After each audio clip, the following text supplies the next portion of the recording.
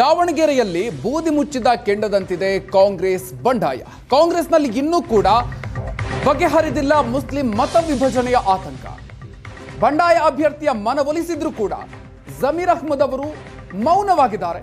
ಅವರ ನಡೆ ಈಗ ಸಾಕಷ್ಟು ಕುತೂಹಲಕ್ಕೆ ಕಾರಣ ಆಗಿದೆ. ಈಗ ಮುಖ್ಯಮಂತ್ರಿಗಳು ಸಲಹೆ ಕೊಟ್ಟಿರುವಂತಹ ಹಿನ್ನೆಲೆಯಲ್ಲಿ ಪ್ರಚಾರಕ್ಕೆ ಬರೋದಕ್ಕೆ ಜಮೀರ್ ಅಹ್ಮದ್ ಅವರು ಮನಸ್ಸು ಮಾಡಿದ್ದಾರೆ ಅಂತ ಮಾಹಿತಿಗಳು ಬರ್ತಾ ಇದೆ. ಏಪ್ರಿಲ್ 5ನೇ ತಾರೀಕು ದಾವಣಗೆರೆಯಲ್ಲಿ ಜಮೀರ್ ಅಹ್ಮದ್ ಅವರು ಪ್ರಚಾರವನ್ನ ನಡೆಸಲಿದ್ದಾರೆ. ಕೇರಳದಲ್ಲಿ ಏಪ್ರಿಲ್ 4ರವರೆಗೆ ಪ್ರಚಾರವನ್ನ ಜಮೀರ್ ಮಾಡಲಿದ್ದಾರೆ. ಅದಾದ ನಂತರ ಪ್ರಚಾರದಲ್ಲಿ ದಾವಣಗೆರೆ ದಕ್ಷಿಣದಲ್ಲಿ ಪ್ರಚಾರದಲ್ಲಿ ಭಾಗಿಯಾಗೋರಿದ್ದಾರೆ. ಒಂದೇ ದಿನ ಪ್ರಚಾರ ಮಾಡಿ ಬಾಗಲಕೋಟೆಗೆ ಜಮೀರ್ ಅವರು ತೆರಳುತ್ತಾರೆ. ಬಾಗಲಕೋಟೆಯಲ್ಲಿ 2 ದಿನ ಪ್ರಚಾರ ಮಾಡೋದಕ್ಕೆ ಜಮೀರ್ ನಿರ್ಧಾರವನ್ನ ಮಾಡಿದ್ದಾರೆ. ಸಿಎಂ ಮಾತಿಗೆ ಒಪ್ಪಿ ದಾವಣಗೆರೆಯಲ್ಲಿ 1 ದಿನ ಮಾತ್ರವೇ ಪ್ರಚಾರವನ್ನ ಮಾಡೋದಕ್ಕೆ ನಿರ್ಧಾರವನ್ನ ಮಾಡಿದ್ದಾರೆ. ದಾವಣಗೆರೆಗೆ ಸಂಬಂಧಪಟ್ಟಂತೆ ಮುಸ್ಲಿಂ ಮತ ವಿಭಜನೆ ಆಗಬಹುದು ಅನ್ನುವಂತಹ ಆತಂಕ ಇದೆ.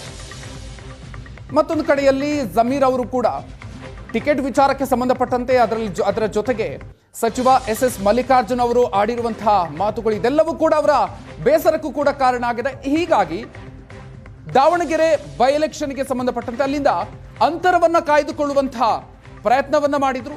ತಮ್ಮ ಅಸಮಾಧಾನವನ್ನ ಮುಖ್ಯಮಂತ್ರಿಗಳ ಬಳಿ ಕೂಡ ವ್ಯಕ್ತಪಡಿಸಿದ್ರು. ಸೊ ಈಗ ಮುಖ್ಯಮಂತ್ರಿಗಳು ಮನವೊಲಿಸಿರೋದ್ರಿಂದಾಗಿ 1 ದಿನದ ಮಟ್ಟಿಗೆ ಪ್ರಚಾರದ ಕಣಕ್ಕಿಳಿಯೋದಕ್ಕೆ ನಿರ್ಧಾರವನ್ನ ಮಾಡಿದ್ದಾರೆ ಅಂತ ಮಾಹಿತಿ ಬರ್ತಾ ಇದೆ. 1 ದಿನ 5ನೇ ತಾರೀಕು ದಾವಣಗೆರೆ ದಕ್ಷಿಣ ಕ್ಷೇತ್ರದಲ್ಲಿ ಕಾಂಗ್ರೆಸ್ ಪರವಾಗಿ ಜಮೀರ್ ಅಹ್ಮದ್ ಅವರು ಪ್ರಚಾರದಲ್ಲಿ ಭಾಗಿಯಾಗಲಿದ್ದಾರೆ. 4ನೇ ತಾರೀಕುವರೆಗೆ ಕೇರಳದಲ್ಲಿ ಪ್ರಚಾರವನ್ನು ನಡೆಸಲಿದ್ದಾರೆ. 5ನೇ ತಾರೀಕು ದಾವಣಗೆರೆಯಲ್ಲಿ 1 ದಿನ ಪ್ರಚಾರವನ್ನು ಮುಗಿಸಿ ಅದಾದ ನಂತರ ಬಾಗಲಕೋಟೆಗೆ ತೆರಳಿ ಅಲ್ಲಿ 2 ದಿನಗಳ ಕಾಲ ಪ್ರಚಾರದಲ್ಲಿ ಜಮೀರ್ ಅಹ್ಮದ್ ಅವರು ಭಾಗಿಯಾಗಲಿದ್ದಾರೆ.